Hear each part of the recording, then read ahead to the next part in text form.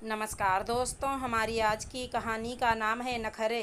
ये लीजिए दामाद जी, आपकी मनपसंद गर्मा गर्म अदरक इलायची पड़ी हुई मसालेदार चाय। गीता ने हुलसते हुए अमन के सामने चाय की ट्रे रखते हुए कहा, क्योंकि दामाद को प्रसन्न करने से उसको बहुत खुशी जो मिलती थी।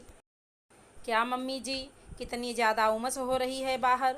मेरा तो चाय पीने का बिल्कुल भी मन नहीं कर रहा। मुझको तो बस इस समय ठंडी ठंडी कोल्ड ड्रिंक मिल जाए तो सचमुच मज़ा ही आ जाए। अमन के मुंह से ये बात सुनकर तो जूली एकदम से चौंक ही पड़ी, क्योंकि अमन कोल्ड ड्रिंक बहुत कम ही पीता है और चाय का बेहद शौकीन। चाहे कितनी भी गर्मी क्यों ना हो, चाय तो चाहिए ही चाहिए।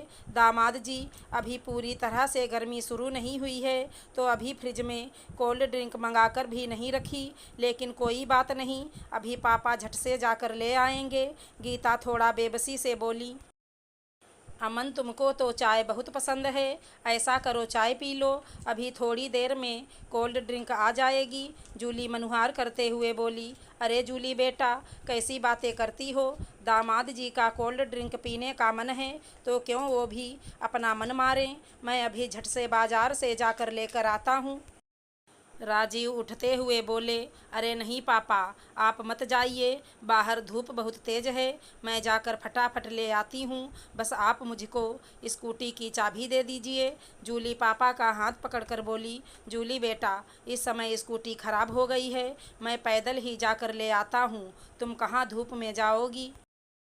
राजीव ने जूली को रोकते हुए बोले। पापा, धूप में तो आप भी पैदल परेशान हो जाएंगे। जूली बेबसी से बोली, क्योंकि वो जानती थी कि अगर अमन के मुंह से कुछ निकल गया तो उसके मम्मी पापा चाहे जैसे भी लेकिन पूरा ज़रूर करेंगे। जबकि उसके पापा को ब्लड प्रेशर की भी शिकायत रहती थी। अरे बेटा, मुझको तो आदत ही है, जब अकेले हैं तो बाजार तो जाना ही पड़ता है।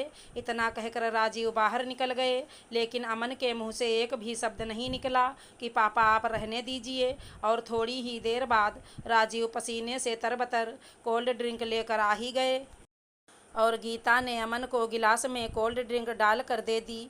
जूली को तो बहुत ज़्यादा ख़राब लगा कि हमेशा ही अमन उसके मम्मी पापा को परेशान करता रहता है, हर बात को लेकर नखरे दिखाना। शायद वो अपने दामाद होने का अहंकार बहुत ज़्यादा समझता था। जूली के मम्मी पापा तो अमन का बहुत ज़्यादा सम्मान करते, लेकिन अमन अपनी हरकतों से बाज नहीं आता। जूली जल्दी मायके आ ही नहीं पाती थी, क्योंकि उसकी सास को ज़्यादा पसंद नहीं था उसका मायके में आकर रहना, और इसीलिए वो कोई न कोई अड़ंगा लगाकर जूली को मायके आने से रोक देती थी। लेकिन कभी कभी गीता जी की जिद की वजह से अमन के साथ वो बहुत मनुहार करके महीने के बाद संडे को उन लोगों से मिलने आ जाती। और वो आज इसी उद्देश्य से मम्मी पापा से मिलने के लिए आई हुई थी। चलो अमन बेटा, सब लोग उठकर मुंह हाथ धो लो, मैं फटाफट तुम सबके लिए खाना लगाती हूँ। गीता रसोई से निकलकर अमन के पास आते हुए बोली। जूली भी अंदर रसोई में जाकर अपनी मम्मी की मदद करवा रही थी। मम्मी जी, पहले ये तो बताइए कि आपने खाने में बनाया क्या क्या है। अमन अपने अक्खड़ी स्वभाव के कारण बोला, क्योंकि उसे तो हर बात में नखरे तो दिखाने ही दिखाने थे। अमन, बहुत मन से मम्मी ने तुम्हारे मनपसंद कचौड़ी और छोले बनाए हैं। गीता से पहले ही जूली अमन की बात सुनकर रसोई से निकलकर जवाब देते हुए बोली। हे भगवान, कचौड़ी छोले, इतनी गर्मी में कचौड़ी छोले कौन खाता है। मम्मी जी बनाने से पहले एक बार मुझसे पूछ तो लेती। अमन चिढ़ते हुए बोला। अमन, तुमको तो मम्मी के हाथ के कचौड़ी छोले बहुत ज़्यादा पसंद हैं, फिर क्यों। जूली शब्दों में रोष लाकर बोली। लेकिन आज तो मेरी दाल चावल खाने का मन कर रहा था, खैर जो बना है वो ही खा लूँगा। अमन ने एक तरह से एहसान जताते हुए कहा। अरे नहीं दामाद जी, अभी मैं फटाफट दाल चावल बना देती हूँ, आखिर देर ही कितनी लगेगी दाल चावल बनाने में। गीता ने बात को संभालते हुए कहा। नहीं मम्मी, अब कुछ भी नहीं बनेगा, जो बना है वहीं खाया जाएगा। जूली को सचमुच अपने पति के व्यवहार पर बहुत ज़्यादा गुस्सा आ रहा था। हमेशा ही जब भी अमन जूली के मायके आता ऐसे ही बातें करता। राजीव और गीता की उम्र भी अब ढल ही रही थी। जूली का भाई संदीप नौकरी के कारण सपरिवार बाहर रहता था, इसलिए सारा काम राजीव और गीता को ही संभालना पड़ता था। अमन वैसे तो अच्छा था, लेकिन उसको ससुराल आते ही पता नहीं कौन सा कीड़ा काट लेता या दामाद पने का अहंकार आ जाता कि वो अपने नखरे शुरू कर देता, जबकि घर पर जो भी जैसा भी होता आराम से खा पी लेता, कभी कुछ नहीं कहता। खैर, गीता ने डाइनिंग टेबल पर सारा खाना बहुत अच्छी तरह से परोस दिया और खुद खड़े होकर गर्मा गर्म कचौड़ियाँ तलने लगीं। अभी खाना शुरू ही हुआ था कि अमन तुरंत बोला, मम्मी जी, पापड़ नहीं दिखाई पड़ रहे। मुझसे तो पापड़ के बिना खाना खाया ही नहीं जाता। फिर अमन शुरू हो गया, अमन बेटा, इस समय होली के त्यौहार की वजह से पापड़ ख़त्म हो गए हैं, बस इसीलिए नहीं तल पाई। अमन बेटा, बस तुम 2 मिनट रुको, अभी तुम्हारे पापा बाजार से जाकर ले आते हैं। फिर से गीता बेबसी से बोली, हाँ हाँ क्यों नहीं, मैं अभी गया और अभी नुक्कड़ की दुकान से पापड़ लेकर आया। राजीव दामाद की फरमाइश पूरी करने के लिए झट से उठकर खड़े हो गए। बैठ जाइए पापा, चुपचाप आप जवान नहीं हो जो हर थोड़ी थोड़ी देर पर बाजार दौड़ कर जाओगे। और अमन, तुम बस अब बहुत हो गया तुम्हारा नाटक। लेकिन अब नहीं, तुम जब भी मेरे मायके आते हो तुम्हारी नखरेबाजी शुरू हो जाती है। घर पर तो कभी जल्दी कोल्ड ड्रिंक नहीं पीते, घर पर तो दाल चावल के नाम पर चिढ़ जाते हो, और ऐसा भी नहीं है कि बिना पापड़ के खाना नहीं खाते।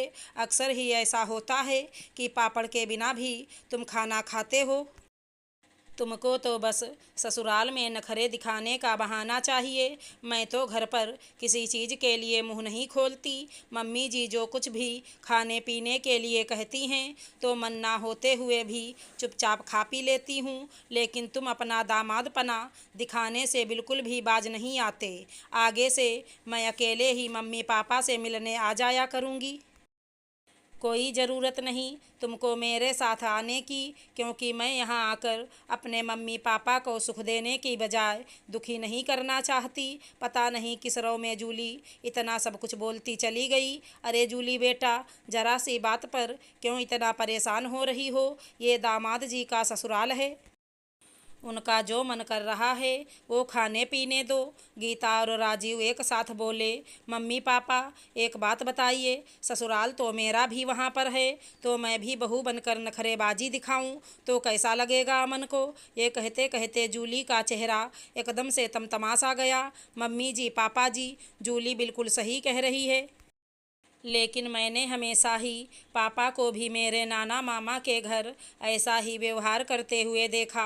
शायद ये उन्हीं संस्कारों की देन है, लेकिन आज से मैं प्रतिज्ञा लेता हूँ कि यहाँ पर भी आकर बिल्कुल वैसे ही रहूँगा जैसा घर पर रहता हूँ। अमन अपने व्यवहार पर पश्चाताप करते हुए बोला, थैंक यू अमन, मेरी बात का सम्मान करने के लिए और मेरे मम्मी पापा को परेशान ना करने के लिए।